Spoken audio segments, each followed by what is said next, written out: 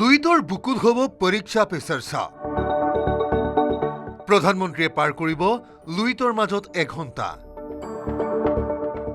শিক্ষাৰ্থীৰে কৰিব মত বিনিময় প্ৰধানমন্ত্ৰীয়ে। লুইতৰ বুকুত দেশৰ প্ৰধানমন্ত্ৰীগৰাকীয়ে প্ৰথমবাৰৰ বাবে তেখেতে পৰীক্ষা পে চৰ্চা কৰিব আৰু দেশৰ প্ৰধানমন্ত্ৰীগৰাকীৰ এই আগমনে সঁচা অৰ্থত ক'ব পাৰি নদী পৰ্যটনৰ ক্ষেত্ৰত এটা নতুন মাত্ৰা বহন কৰিব। এই কথাখিনি এক প্ৰকাৰ নিশ্চিত। 20 আৰু 21 ডিচেম্বৰত দুদিনীয়া ভ্ৰমণসূচীৰে অসমলৈ আহিব দেশৰ প্ৰধানমন্ত্ৰী নৰেন্দ্ৰ মোদী।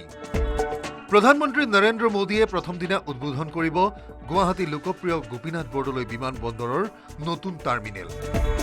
তাৰ পাছতে ৰাজহুৱা এখন সভাত উপস্থিত থাকি আবেলি অংশ ল'ব এক বিশাল ৰোড শ্ব'ত। প্ৰথম দিনৰ কাৰ্যসূচীৰ অন্তত দ্বিতীয় দিনা প্ৰধানমন্ত্ৰী মোদীৰ প্ৰথমটো কাৰ্যসূচী হ'ব ব্ৰহ্মপুত্ৰৰ মাজত পৰীক্ষা পে চৰ্চা। চৰাইদেউ দ্বিতীয় জাহাজখনেৰে উপভোগ কৰিব লুইতৰ বিশাল সৌন্দৰ্য। লগতে মহানগৰীৰ আগশাৰীৰ কেইবাখনো শিক্ষানুষ্ঠানৰ 20ৰ পৰা 30 গৰাকী শিক্ষাৰ্থীৰে মত বিনিময় কৰিব প্ৰধানমন্ত্ৰীয়ে।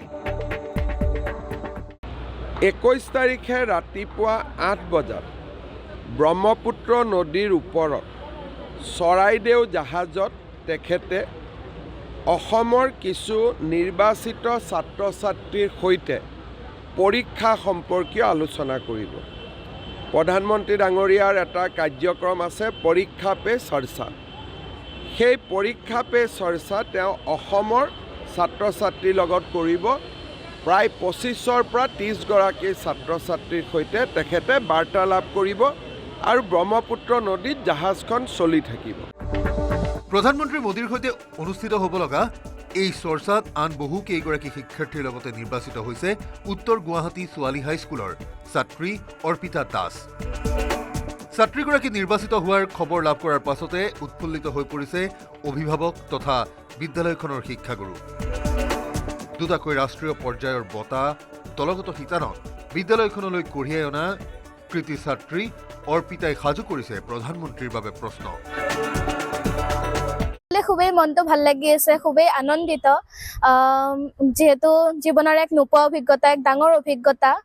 আমাৰ ভাৰতৰ প্ৰধানমন্ত্ৰী ডাঙৰীয়াৰ লগত ইণ্টাৰেক্ট কৰাৰ এটা সুবিধা পাইছোঁ। ইয়াৰ বাবে সকলোকে মই ধন্যবাদ জনাইছোঁ। কালি ছাৰে মোক কথাষাৰ জনালে, গতিকে খুবেই ভাল লাগি আছে, খুবেই আনন্দিত। প্ৰধানমন্ত্ৰী হিচাপে বিশাল লুইতৰ বুকুত এঘণ্টা সময় কটোৱা নৰেন্দ্ৰ মোদীয়েই হ'ব প্ৰথমগৰাকী। উল্লেখ্য যে প্ৰধানমন্ত্ৰী নৰেন্দ্ৰ মোদীয়ে কাজিৰঙাত এটা নিশা কটোৱাৰ পাছতে ৰাষ্ট্ৰীয় উদ্যানখনলৈ আগমন বাঢ়িছিল দেশী বিদেশী পৰ্যটকৰ। আশা কৰা হৈছে লুইতৰ বুকুত প্ৰধানমন্ত্ৰীৰ এই বিশেষ এঘণ্টাই শ্ৰীবৃদ্ধি কৰিব নদী পৰ্যটন। উত্তৰ গুৱাহাটীৰ পৰা ৰন্তু বৈশ্যৰ সহযোগত বলেন Bhattacharya report, news 18 Assam north east.